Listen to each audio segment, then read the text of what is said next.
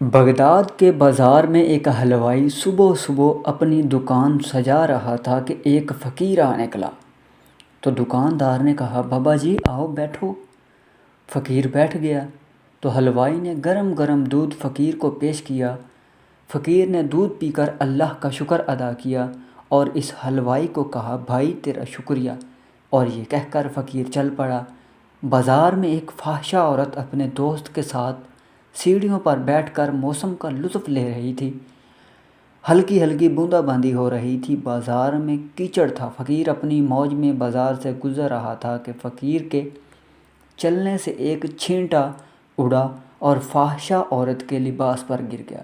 جب یہ منظر فاحشہ عورت کے دوست نے دیکھا تو اسے بہت غصہ آیا۔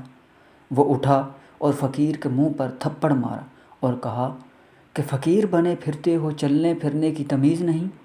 فقیر نے ہنس کر آسمان کی طرف دیکھا اور کہا، مالک تو بڑا بے نیاز ہے، کہیں سے دودھ پلواتا ہے اور کہیں سے تھپڑ مرواتا ہے۔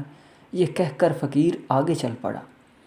فاحشہ عورت چھت پر چل رہی تھی کہ اس کا پاؤں پھسلا اور زمین پر سر کے بل گر جاتی ہے۔ اس کو ایسی شدید چوٹ لگتی ہے کہ موقع پر ہی فوت ہو جاتی ہے۔ شور مچ گیا کہ فقیر نے آسمان کی طرف منہ کر کے بد دعا دی تھی، جس کی وجہ سے یہ قیمتی جان چلی گئی۔ فقیر ابھی بازار کے دوسرے کونے تک نہیں پہنچا کہ لوگوں نے فقیر کو پکڑ لیا اور کہا کہ بڑے فقیر بنے پھرتے ہو، حوصلہ بھی نہیں رکھتے ہو۔ فقیر نے کہا کہ کیا ہوا میاں؟ لوگوں نے کہا کہ تم نے بد دعا دی اور عورت کی جان چلی گئی۔ فقیر نے کہا، واللہ میں نے تو کوئی بد دعا نہیں دی۔ تو لوگوں نے ضد کی اور کہا کہ نہیں، تیری بد دعا کا کیا دھرا ہے۔ جب لوگوں کی ضد کی تو فقیر نے کہا، اصل بات پوچھتے ہو تو میں نے کوئی بد دعا نہیں دی، یہ یاروں کی لڑائی ہے۔ لوگوں نے کہا کہ وہ کیا؟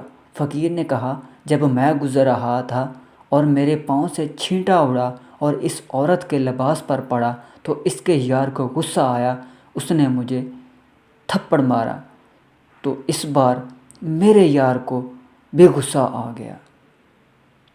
ویڈیو اچھی لگی ہو تو اسے لائک کیجئے، کمنٹ کیجئے اور چینل کو سبسکرائب کیجئے۔ شکریہ۔